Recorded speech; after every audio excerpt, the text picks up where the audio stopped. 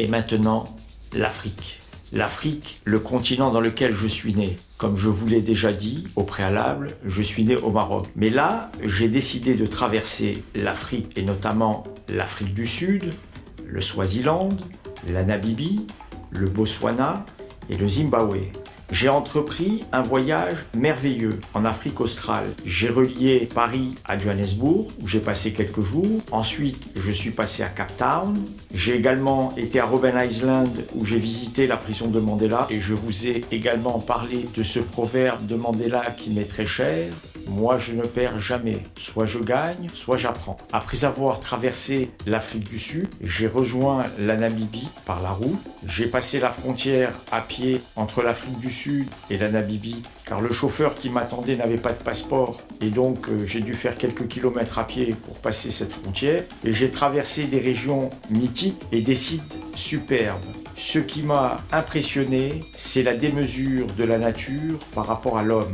J'ai ensuite eu l'audace de me rendre jusqu'au Botswana pour découvrir les chutes Victoria, Victoria Falls. Les endroits qui m'ont le plus attiré sont le parc Kruger en Afrique du Sud, Fish River, en Namibie le désert du Namib et le parc national d'Etosha. Ensuite au Botswana le delta de l'Okavango et les chutes Victoria au Botswana. Ce que je retiendrai de l'Afrique, c'est ce proverbe.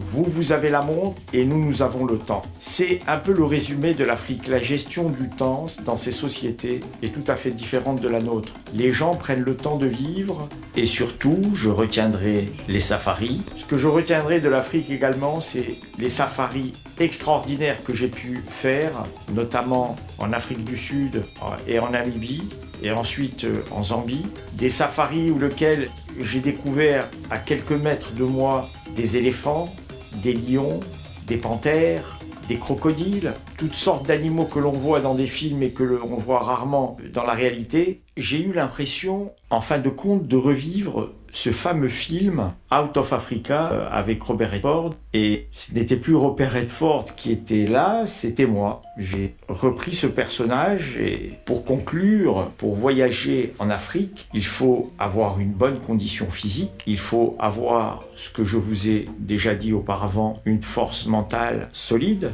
et également beaucoup de patience. La question que l'on est en droit de se poser est la suivante.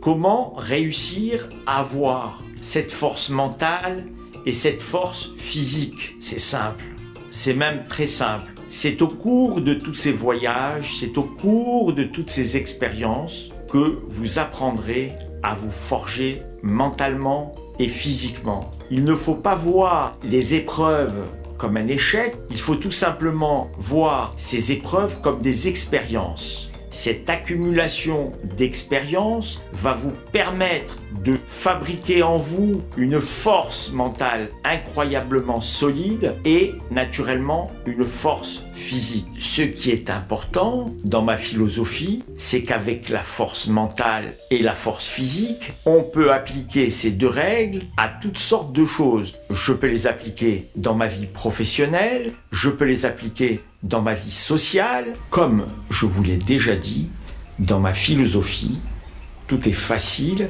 tout est simple. Si on applique les règles, tout est possible. Si vous voulez en savoir plus sur ma philosophie et sur l'Afrique, et si vous voulez essayer d'avancer dans votre développement personnel, surtout, n'hésitez pas à me contacter. Toutes les coordonnées sont dans le descriptif.